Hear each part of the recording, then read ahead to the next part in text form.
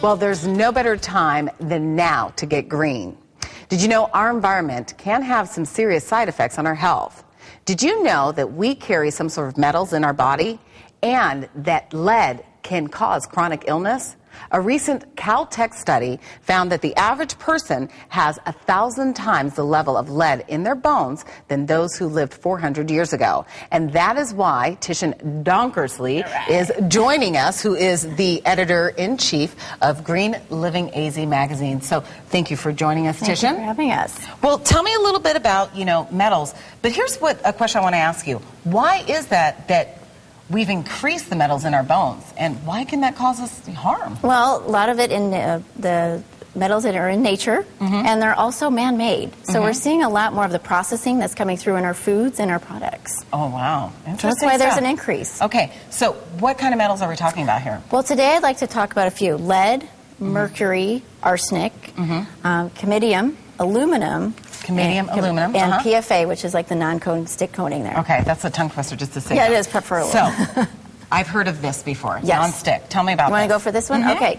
Well, nonstick is a coating, and you might know Teflon or Scotchgard. Okay. So if you use nonstick products, the thing to look for is that if it starts to scratch or decay a little bit, that means that you're going to be ingesting the PFA. So really, either you got to choose not to use nonstick, or if you are going to use it, use something that doesn't scratch it up, like a bamboo or something softer, and wash it, with soap and water, just real gently. Okay. Otherwise, you're going to be ingesting that. Okay, and what type of metal was that?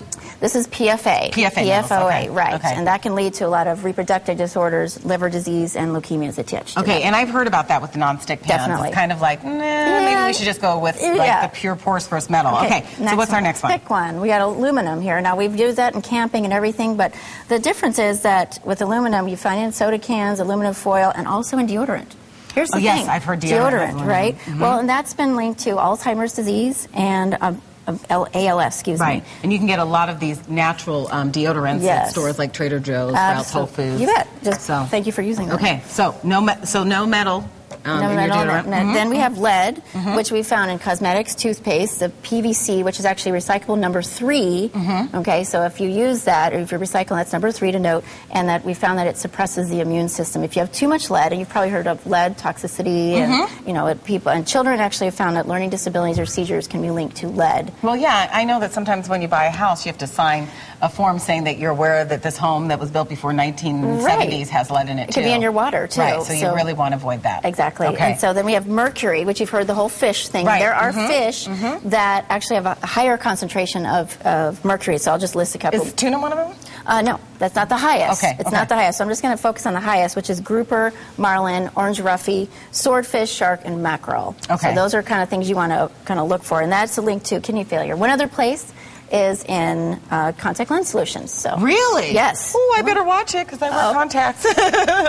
Okay, so what can we do to help detox naturally? Exactly. Number one. So we want to detox to get rid of those metals. We want to detox. So what you're going to do is use the vegetables that we want to do, because those will grab onto those the heavy metals. They'll kind of make the water soluble. They'll help excrete them through the urine. So that's one thing with vegetables, with cabbages, with broccoli and all that. So okay, oranges, tomatoes, lemons. Okay, and then you have these teas here. I have the teas because they will definitely help have the antioxidants, and that will help decrease the heavy metal toxins and filter that out. Then we have our vitamin C, which is wonderful. Also, that's a great chelator. You may hear that's kind of a common thing, chelation therapy. Right. So, vitamin C's. And with teas, I want to focus on the lemon. Lemon is a wonderful chelator for that, too. And we have our bran, so to help keep that colon clean. Okay. And yes.